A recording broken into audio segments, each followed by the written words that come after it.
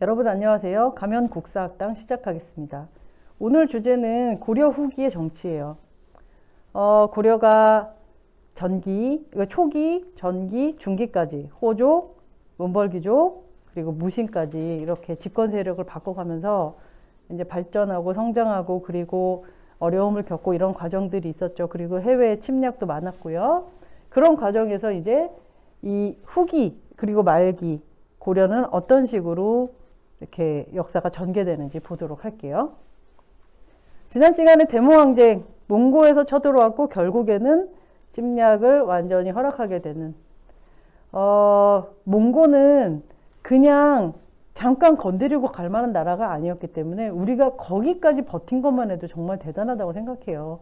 그렇지만은 그 버티는 과정에서 우리나라의 피해가 정말 막심했다. 이런 부분들도 여러분들이 알아두시면 되겠습니다. 고려 후기 이 시기에 왕들은요 앞에 다 충자가 붙어 있어요. 이제 보시면 중렬, 충선, 충숙, 충해, 충묵, 충정.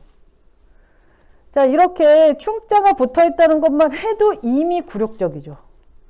그리고 우리가 그 딱 이 상황만 봐도 누군가에게 우리 왕이 누군가에게 충성해야 되는 상황이구나. 그럼 누구겠어요?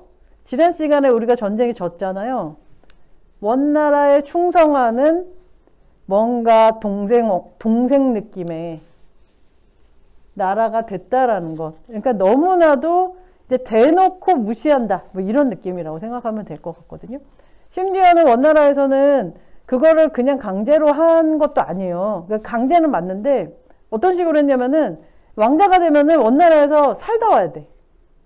정말 원나라 사람의 마인드를 가졌을 때 보내줘요. 그러니까 그 진짜로 마음속 깊은 곳에서 충이 막 이렇게 샘솟아 나올 때까지 뭔가 세뇌 작업을 하기도 하고 그런 식으로 하는데 그걸 거부하지 못하고 굉장히 이제 굴욕적인 상황인 거죠. 왜냐면은 그때 당시 원나라가 최전성기를 달리고 있었기 때문에 우리가 싫어요라고 하면 그냥 맞는 거예요. 그런 상황이었다. 굉장히 이제 슬픈 시기예요. 자, 그때 당시 집권 세력은 누구냐? 왕이 이렇게 굴욕을 당하고 있는데 권문세족입니다. 자, 이 권문세족들이 어떤 특징을 가졌는지 오늘 볼 거예요.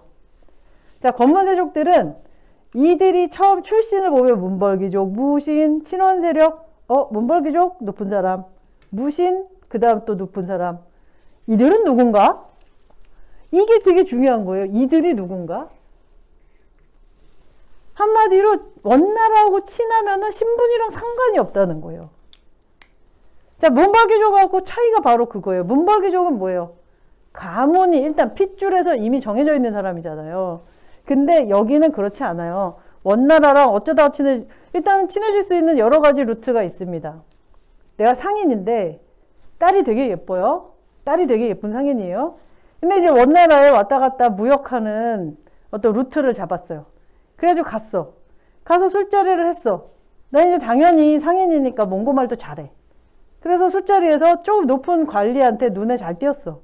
그래가지고 뭐 이렇게 교역하는 것도 잘 따냈는데 얘기하다가 저의 딸도 되게 예쁜데 이 몽고 남자들이 이 고려 여자들 되게 좋아했어요. 그거 이제 나중에 다시 설명드릴 건데 그러다 보니까 너 딸 있냐? 있어요. 어때? 너무 예뻐요. 이렇게 된 거예요. 그래가지고 심지어 딸을 시집을 보냅니다.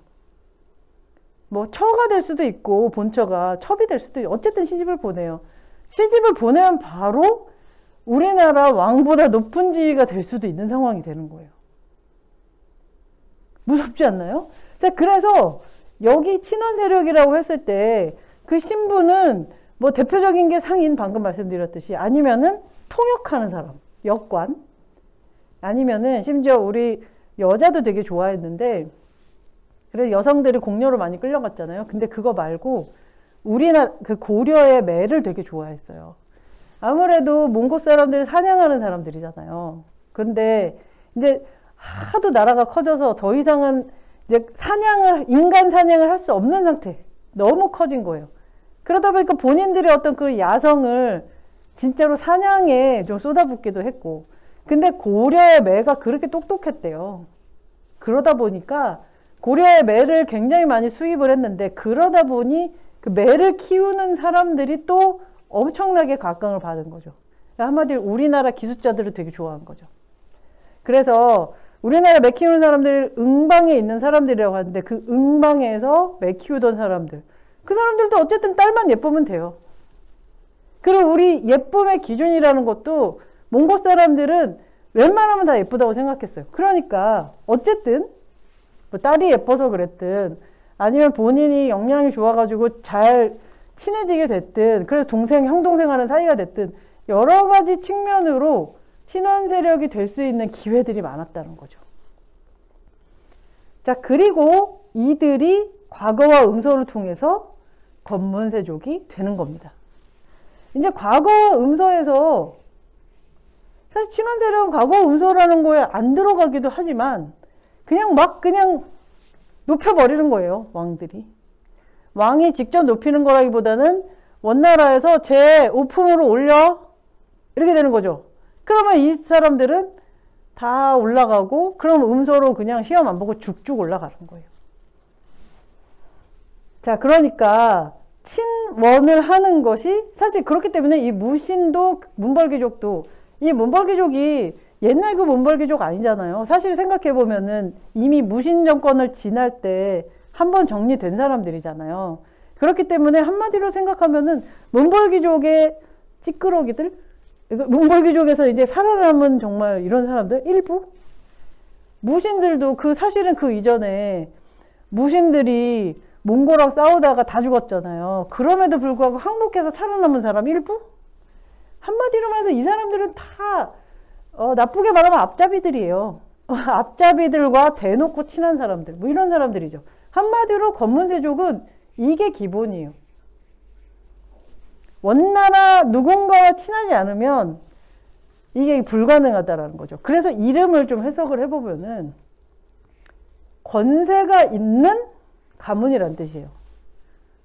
문벌귀족은 가문 있는 귀족이란 뜻이잖아요. 근데 이들은 권세가 있는 귀족이란 뜻이에요. 여기서 이제 권세, 권력이라는 거잖아요. 그 권력이 누구랑 친해져 있어서 만들어졌다? 원나라랑 친해져 있어. 원나라의 누군가 권력자하고 친해져 있기 때문에 만들어진 거다. 자, 그러면 이들이 가지게 되는 특권은 뭐가 있겠습니까? 특권은 똑같아요. 정치적인 특권과 경제적인 특권, 이 두 개의 날개가 펴져 있느냐 꺾였느냐 이거거든요.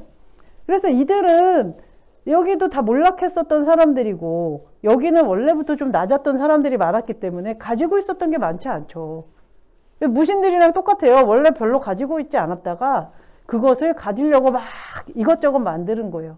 근데 옛날에 무신들이 뜯어먹는 거랑 비교가 안 되는 거죠. 왜냐면은 원나라라는 든든한 뒷배가 있기 때문에.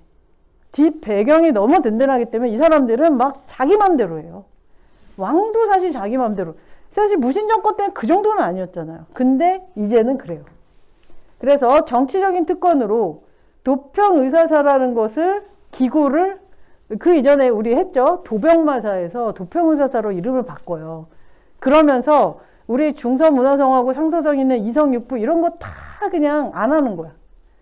그런 거 다 없애버리고 실제로 없었다기보다는 그렇게 다 그냥 뭉개버리고 도평의사사에서 모든 걸 다 주물럭거리는 상황이 되는 거죠. 그리고 그 도평의사사에 내가 들어가 있으면 되는 거예요. 그죠? 자, 그래서 원래 도병마사였는데 이름을 바꾸면서 기구를 개편하고 최고의 권력기구로 만들어서 내가 거기에 멤버가 된다. 그 멤버십을 얻을 수 있는 게 누구 때문이다? 원나라. 자, 이렇게 생각하면 되겠고요. 그렇기 때문에 이것 자체가 권력인 거예요. 사실 마음속으로 생각을 우리가 해볼게요.